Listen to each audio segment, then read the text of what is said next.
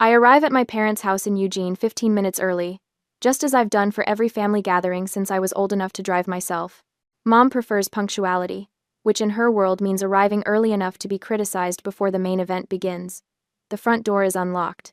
Of course it is my mother, Judith Wynne, would never risk having a guest ring the doorbell and interrupt her pre-event perfection ritual. Aurora? Is that you? 100 Masidi, Mom's voice carries from the dining room, pitched with that familiar tone of expectation. Not quite warm, not quite cold. Just waiting to see if I'll disappoint her. Yes, it's me. I adjust the collar of my blue blouse chosen specifically to avoid commentary on my figure and follow her voice. The dining room gleams with the precise arrangement that defines my mother's aesthetic. Crystal glasses catching sunlight from the bay window, polished silver flatware aligned with mathematical precision. Mom stands over the table, adjusting a fork that appears perfectly placed to my eyes. "You're early," she says, not looking up. Her fingers nudge the fork perhaps a millimeter to the left. "Piper and Grant aren't here yet. I thought you might need help." Mom finally glances up, her eyes performing their habitual sweep of my appearance. I feel the familiar tightening in my chest as her gaze lingers on my midsection. "You could have worn the green blouse I bought you for Christmas," she says. "It's more slimming." Dad James, though everyone calls him Jame, emerges from his study, eyes fixed on his phone. "Is that Aurora?" He glances up briefly, offers a distracted smile. "Hey, kiddo." Before I can respond, the front door bursts open. "We're here!" Piper's voice sings through the house, followed by the clatter of heels on hardwood. My sister appears in the doorway, radiant in a cream-colored dress that emphasizes her slender frame. Behind her stands Grant Miller, tall and handsome in a way that belongs on finance magazine covers. Mom abandons her place-setting adjustments and rushes to embrace Piper. "Oh, darling, let me see you." I take a small step back, watching the performance. Piper twirls, laughing. Grant stands awkwardly to the side, catching my eye with a small, sympathetic smile. "Grant, you look so handsome." Mom gushes, finally acknowledging him. "Come, sit down, everyone. Lunch is almost ready." We settle around the table, Dad finally pocketing his phone as Mom brings out a roasted chicken that looks like it belongs in a cooking magazine. The conversation flows easily between Piper and our parents, her marketing job, Grant's family, their new apartment in Portland. I answer questions when directly addressed, smiling at appropriate moments. Halfway through the meal, Piper sets down her fork with theatrical precision. "Actually, we have an announcement." Mom freezes, eyes widening with anticipation. "Grant and I." Piper extends her left hand, revealing a diamond that catches the light. "We're engaged!" The dining room erupts. Mom actually squeals a sound I've never heard from her before. Dad looks up from his phone, genuinely surprised and pleased. "Well, I'll be damned. Congratulations." Grant beams, explaining how he proposed during their weekend in Seattle. Mom peppers them with questions about the wedding date, the venue, the dress. I lift my wine glass. "Congratulations. I'm so happy for you both." Piper accepts my words with a quick nod before turning back to Mom. I take a sip of wine, watching them over the rim of my glass. 3 years away in Seattle hasn't changed the family dynamic. I'm still the orbital body, revolving around the gravitational center that is Piper. "June wedding," Piper announces. 6 months to plan everything. "That's soon," I observe. "When it's right, why wait?" Piper says, her fingers intertwined with Grant's. "We've already picked the wedding party. Grant's brother was the best man, of course. And..." She turns to me, a familiar smile spreading across her face. I recognize it immediately, the smile that preceded countless childhood betrayals. "Aurora, you'll be my bridesmaid." I feel a flutter of surprise and suspicious warmth. "Really? I'd love..." "But," Piper continues, her voice dropping to a stage whisper that everyone at the table can hear, "you need to lose at least 30 pounds. I don't want people saying the bride has a sister, bigger than the wedding dress itself." The dining room goes silent. My face flushes hot with shame and anger, wine glass frozen halfway to my lips. Everyone's eyes turn to me, waiting. Judith nods in agreement. "You should get started. 6 months is plenty of time to lose the weight and, who knows, maybe find someone." I can't speak. The familiar knot of humiliation tightens in my throat. Dad starts to say something. "Now, I don't think. Mom cuts him off with a sharp look, and he retreats back to his phone. My mind flashes to a memory 16 years old, standing in this same dining room, clutching my academic award certificate. Dad looked up from his phone, beginning to congratulate me. Mom interrupted. That's great, but it would be even better if you lost 20 pounds. Piper's voice echoing later. My fat bookworm sister. My parents laughed it off. That's just how close sisters tease each other. Back in the present, Grant shifts uncomfortably in his chair. Piper wears her triumphant smile. Mom's expression mirrors her approval, and Dad studies his phone with sudden fascination. I force my lips to curve upward, ignoring the burning behind my eyes. I'll consider it. Don't just consider it, Piper says. You need to commit. This is my wedding. I take another sip of wine to avoid responding, making a silent vow to myself. The taste is bitter now. Maybe it's time to decide what I want. The conversation moves on, but I remain quiet through dessert. When I finally drive away from my parents' house, the tears come. Hot, angry drops that blur the familiar streets of Eugene. For a moment, I consider calling Piper to decline the bridesmaid role. But as I merge onto the highway towards Seattle, a different thought forms. I glance at my reflection in the rearview mirror. My Seattle life awaits my career achievements, my independence, a life I've built without their approval. What if I did this transformation my way, not for their validation, but for myself? I wipe the tears from my face and press the accelerator. Later that night, I unlock the door to my Seattle apartment and drop my weekend bag in the entryway. The familiar space welcomes me back: clean lines, minimalist furniture, and shelves lined with economics texts and finance journals. My career awards stand in a neat row on the bookshelf, gleaming quietly in the afternoon light. Home, I whisper to the empty room. After the Eugene disaster, the solitude feels like a shield. I kick off my shoes and sink onto the couch, exhaling the breath I've been holding since leaving my parents' house. 30 pounds.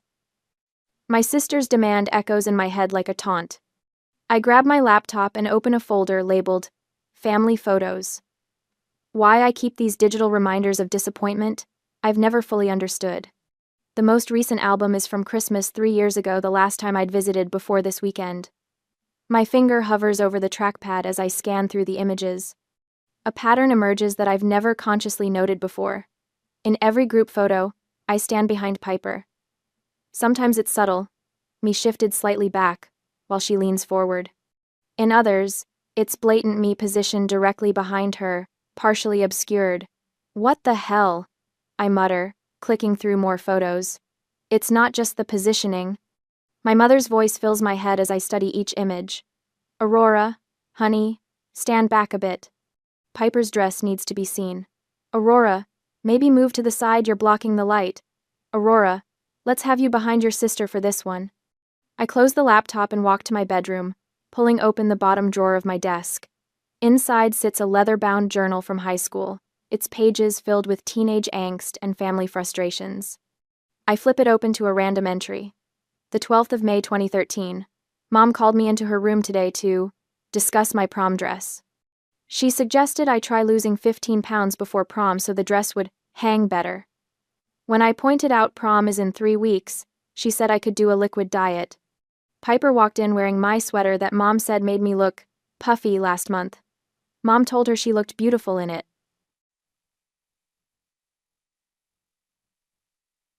I flip forward several months. The 30th of September 2013, first month of college done, called home excited about acing my econ midterm. Mom asked if I'd lost the freshman 15 yet or gained it. I changed the subject when I brought up the test again. The pattern repeats through college and beyond, a cycle of seeking approval, followed by criticism about my appearance, followed by withdrawal. Each time, I'd eventually convince myself things would be different. Each time they weren't. It wasn't normal, I say aloud, the realization settling like a stone in my stomach. It was toxic. I pace the apartment, energy surging through me. My family isn't just occasionally insensitive, they're systematic in their undermining. The weight comments aren't casual observations. They're weapons. Judith Wynn, my mother, the perfect image curator who treats her daughters like living dolls. Beautiful Piper, who's learned to shine by ensuring I remain in shadow. And Dad James Wynn, who buries himself in his small business and his phone, rather than stand up to either of them. And me, the designated disappointment, the shadow necessary for Piper's light. 6 months until the wedding. 6 months to lose 30 pounds or face another public humiliation. 6 months that could permanently damage my health if I crash diet as they expect. I stand in front of my bathroom mirror, really looking at myself. Not through my mother's critical eyes or Piper's competitive gaze, but my own. The woman staring back isn't the failure my family sees. She's built a life, a career, a home. She's accomplished, she's intelligent, she deserves better than crash diets and conditional acceptance. I open my laptop again and begin researching. Not fad diets or dangerous weight loss pills, but legitimate information about healthy, sustainable weight management. Articles written by nutritionists, not influencers. Scientific studies, not testimonials. 3 hours later, I look up from my research spiral with startling clarity. This isn't about a wedding, I tell my reflection. It's about me. The next morning, I made 2 calls. The first to a doctor for a physical, the second to Lydia Price, a personal trainer whose card I've had on my refrigerator for months. I'd like to start training, I tell her, but not for weight loss. I mean, that's part of it, but I want to be stronger, healthier, more confident.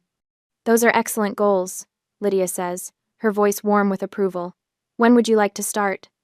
Yesterday, I answered without hesitation. That afternoon, I created a vision board, not with images of skinny models or sample-size dresses, but pictures representing strength, health, and independence. I add quotes about personal power and self-respect. Not a single reference to the wedding appears on the board. At the bank, I open a separate savings account, labeled Health Investment, and transfer funds from my main account. This isn't about a bridesmaid dress. This is about reclaiming my life. My phone buzzes with a text from Piper. Mom found the perfect bridesmaid dress. Size 8. TikTok.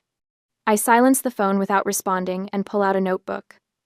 On the first page, I write, Transformation Journal, and the date. This journey will be documented, but privately. My progress isn't for their consumption. Over the next few weeks, a routine forms. Mornings with Lydia, learning to appreciate what my body can do, rather than criticize how it looks. Lunch with colleagues who notice and comment on my new energy, not my size.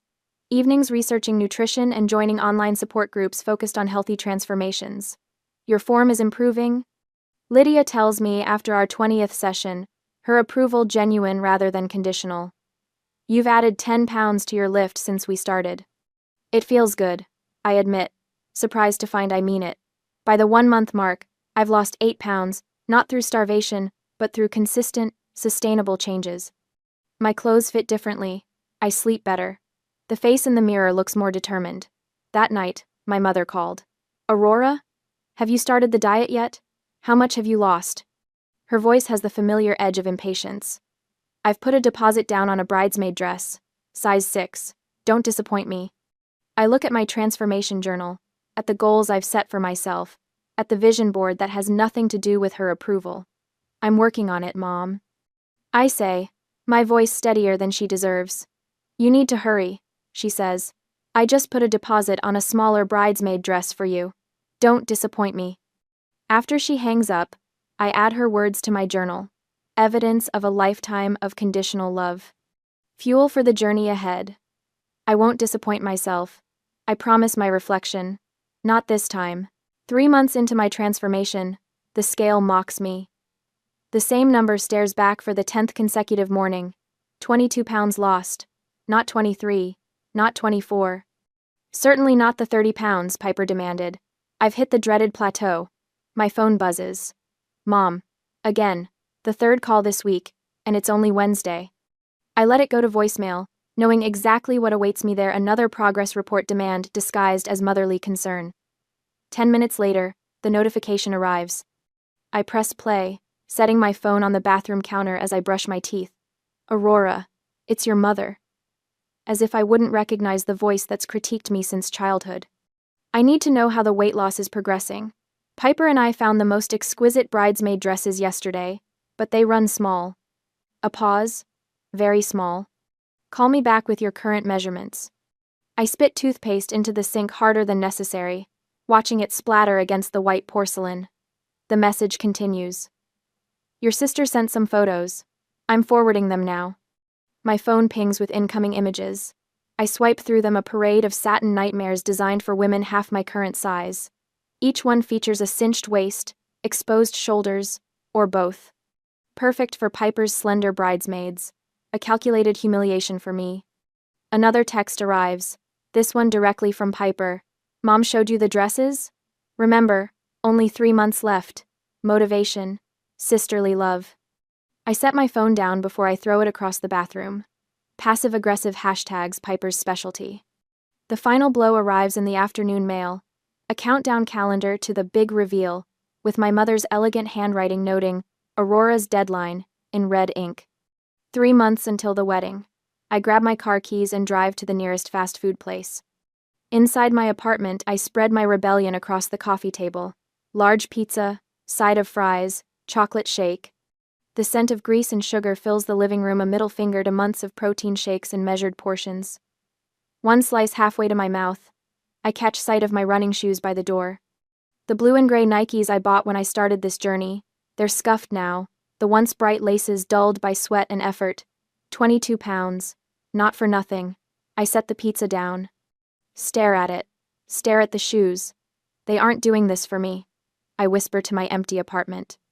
The realization spreads through me like a fever breaking. I'm doing this for me. The pizza goes into the garbage, slice by untouched slice. The fries follow. I pour the shake down the drain, watching the brown liquid disappear. 10 minutes later, I'm running through the local park instead of my usual gym routine. The evening air smells of cut grass and freedom. Each stride carries me further from Piper's hashtags and Mom's deadlines. I run until my lungs burn, until sweat plasters my shirt to my back, until my thoughts quiet to a single mantra. Mine. This journey is mine. The next evening, my phone lights up with a video call request. Mom and Piper. I consider ignoring it, but a new resolve steadies my finger as I press accept. Their faces appear, side by side on my screen.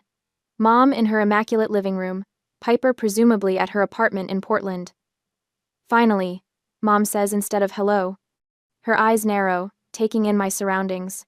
That wall color makes your apartment look smaller than it already is. You should have gone with eggshell, not that dreary gray. Thanks for the design tip, I say, keeping my voice neutral. Piper leans closer to her camera. So, how much have you lost now? Mom says the dress shop needs final measurements in 2 weeks. I'm making progress, I say. Numbers, Aurora. Mom's voice sharpens. We need specifics. Step on your scale right now, so we can see. The old Aurora would have complied, would have carried her phone to the bathroom, and suffered the humiliation of a public weigh-in. Instead, I shake my head. My transformation is private until the wedding. Silence. Mom's mouth opens, then closes. Piper's eyebrows shoot up. That's not how this works, Mom finally says. We need to know. You'll see at the wedding, I repeat. Not before. Piper's face flushes. It's my wedding, Aurora. If you can't meet the requirements, then what? The question hangs between us. You'll find another bridesmaid? Someone who fits your aesthetic better? Go ahead. More silence.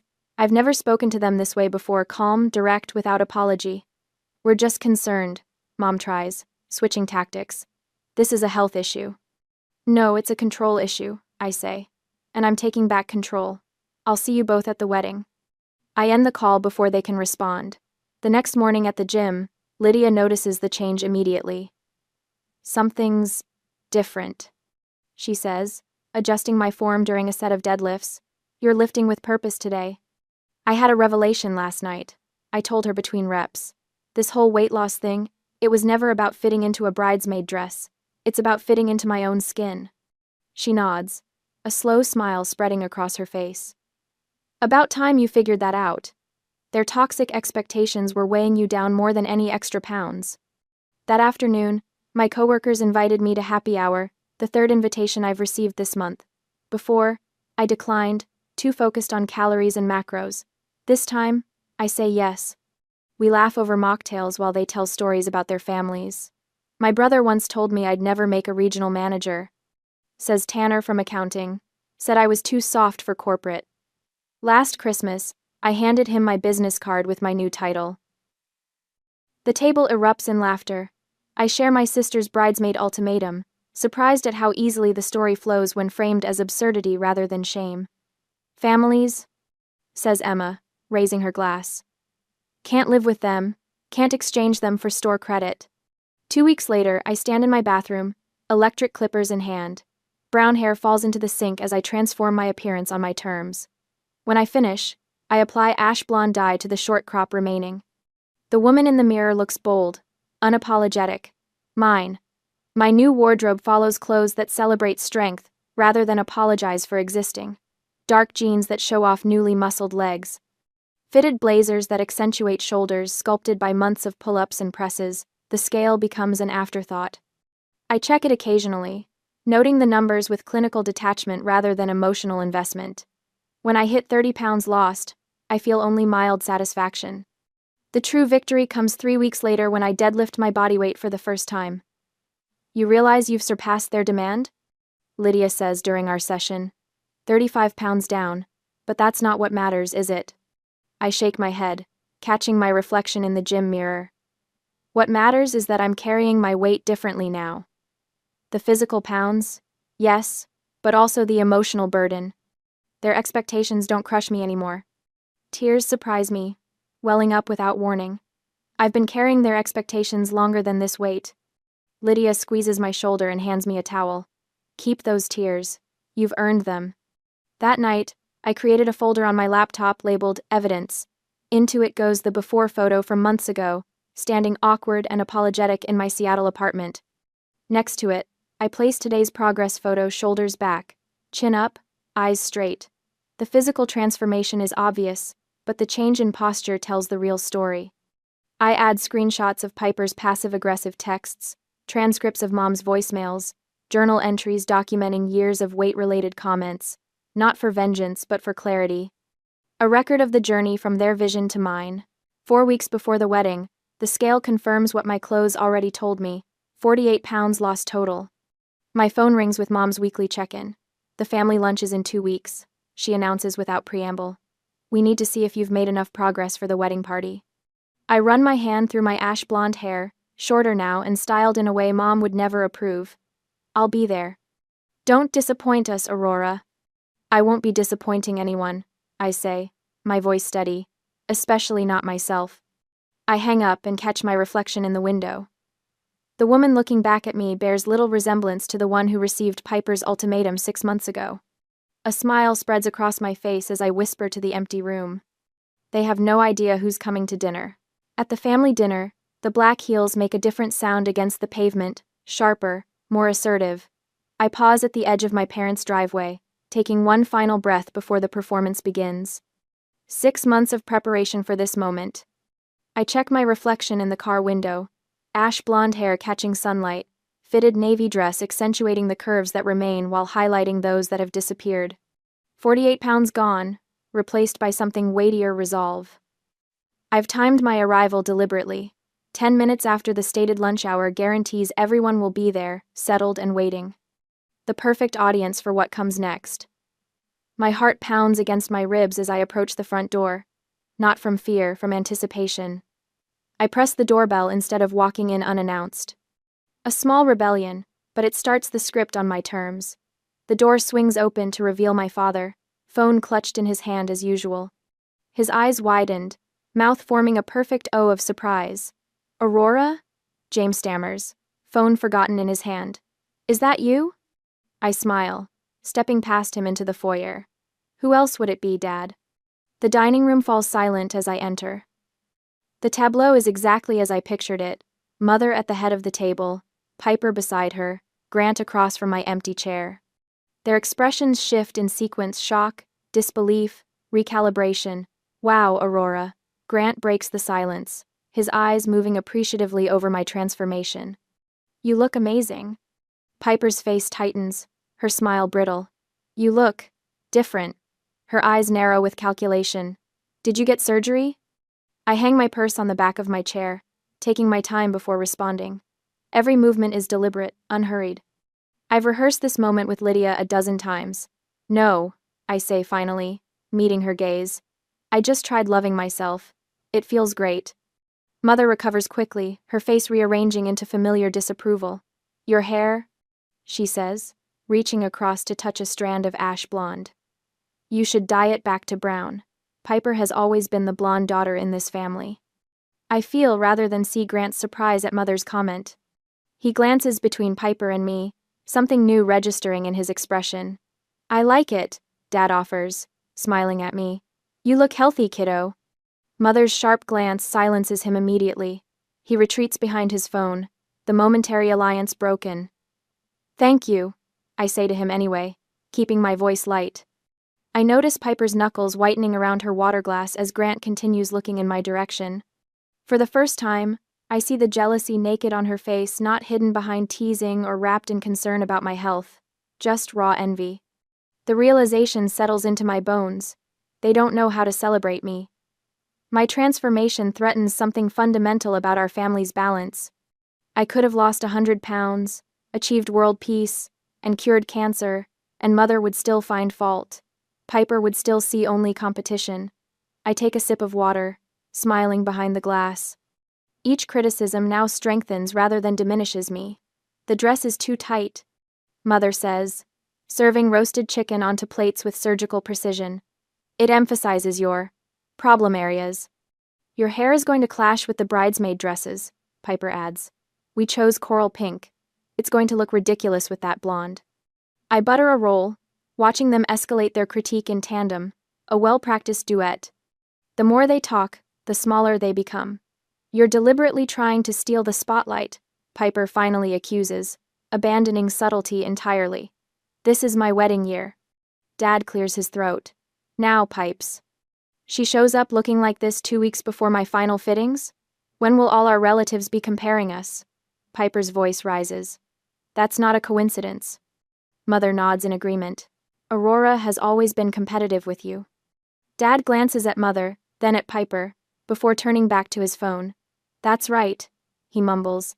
Don't try to outshine the bride. The family lunch spirals into familiar territory, only the subject matter has changed. Instead of my weight, they criticize my success at losing it. Instead of my appearance, they attack my improved one.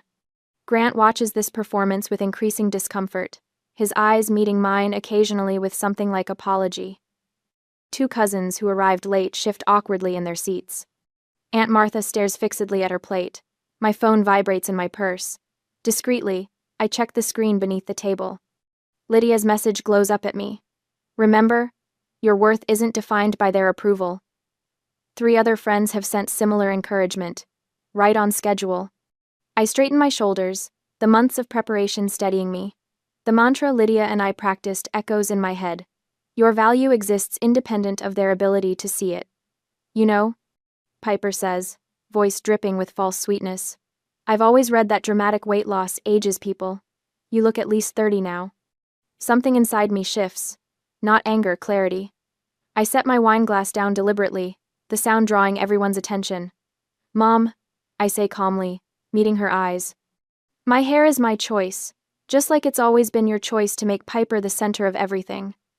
I've learned to love myself. Maybe you should try it sometime. Mother's mouth opens, but no sound emerges. I turn to my father. Dad, I'm just living my life. If me getting better outshines someone else, that's their problem, not mine. His eyes dart away from mine, but not before I catch a flicker of something recognition, perhaps even pride, quickly extinguished. Finally, I face my sister. You're right, I lost 48 pounds. And you know what? The heaviest weight I dropped was this family's toxic expectations. The silence that follows feels different from the shock of my entrance. This silence has substance. Mother's face has gone pale, her fingers frozen around her fork. Father looks conflicted, eyes moving between his wife and me as though seeing a chess match with a new perspective. Piper's careful mask slips, revealing the insecurity beneath her perfect facade. Grant watches her with thoughtful reassessment, as though seeing her clearly for the first time. I pick up my fork and take a bite of chicken, suddenly ravenous. The taste is better than I remember. 3 days before the wedding, my phone buzzed for the 15th time today. Mother's name flashes on the screen, joining the growing collection of missed calls. I silence it and place it face down on my kitchen counter. Aurora, please, reads her latest text message. This is about family unity. Piper is devastated you're considering not being there. I shake my head, remembering the confrontation a week ago. Their shocked faces when I'd walked into that dining room transformed not just physically but mentally. The way Piper's eyes had narrowed when Grant couldn't stop staring, Mother's immediate pivot to criticism of my hair color, the landline rings Dad's strategy when I don't answer cell calls. His voicemail arrives minutes later. Hey kiddo, look, I know things got intense, but it's Piper's wedding. Family is family, right? Call your mother. She's worried sick. Family is family. The mantra that excused 1,000 cuts over the years. My laptop sits open to my email. 3 new messages from extended family members I barely know. Aunt Caroline, Uncle Robert, and Cousin Jessica, all with variations of the same message. Think about what you're doing to your sister. As if I'm the one who demanded physical transformation as a condition of inclusion. I open Piper's message sent at 3 a.m. If you're coming to my wedding, you will dye your hair back to brown. I've always been the blonde win. Don't try to confuse people or steal attention. The familiar tightness forms in my chest. Old instincts whisper to apologize, to comply, to keep peace. 48 pounds gone, yet the weight of their expectations still presses down. My fingers hover over the keyboard, composing a conciliatory response. Maybe I could dye my hair back, just for the day. Maybe I could smile through their backhanded compliments, deflect Piper's jealousy, endure Mother's attempts to fix me, just one more time, for family peace. I glance at the framed photo on my desk, me at Cathedral Rock in Sedona, Arizona, taken during a business conference last year. The woman in that photo stands tall, arms outstretched toward red rock formations. Before the weight loss, before the confrontation, but something in her eyes already knew freedom was possible. I pick up my phone and call Lydia. They're all contacting me. I say when she answers. The wedding's in 3 days and they've enlisted the entire extended family. My mother says I'm destroying the family by considering not going. Lydia's voice is calm. And what do you think? I pause, staring at the reflection of my ash blonde hair in the window. I think I'm having a moment of weakness, old habits pulling me back. What would it mean if you went? She asks. The question lands with surprising force. What would it mean? Not just enduring a day of criticism, but signaling that their behavior is acceptable. That I can be controlled through guilt and obligation. That transformation is only acceptable on their terms. It would mean nothing has really changed, I whisper. And, if you don't go? I look again at the Sedona photo. It would mean everything has.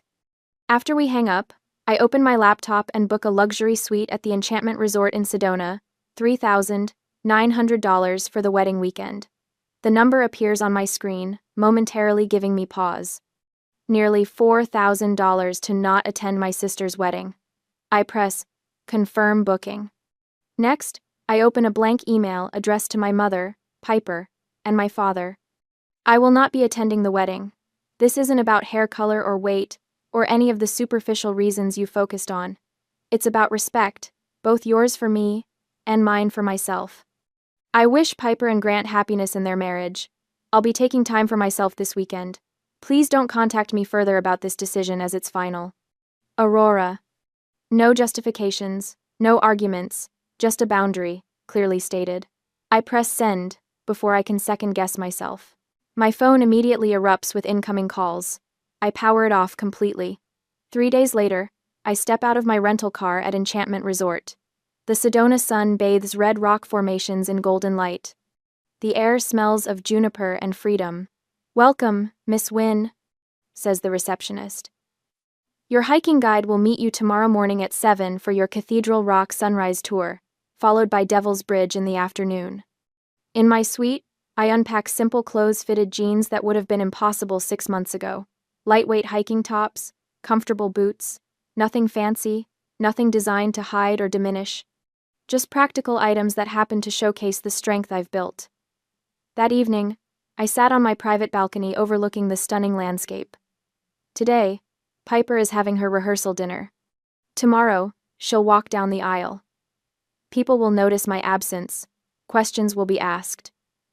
But for the first time, I'm not responsible for managing their discomfort. My first morning in Sedona dawns clear and perfect. I hike Cathedral Rock with my guide, reaching the saddle just as sunrise paints the surrounding formations in brilliant orange gold.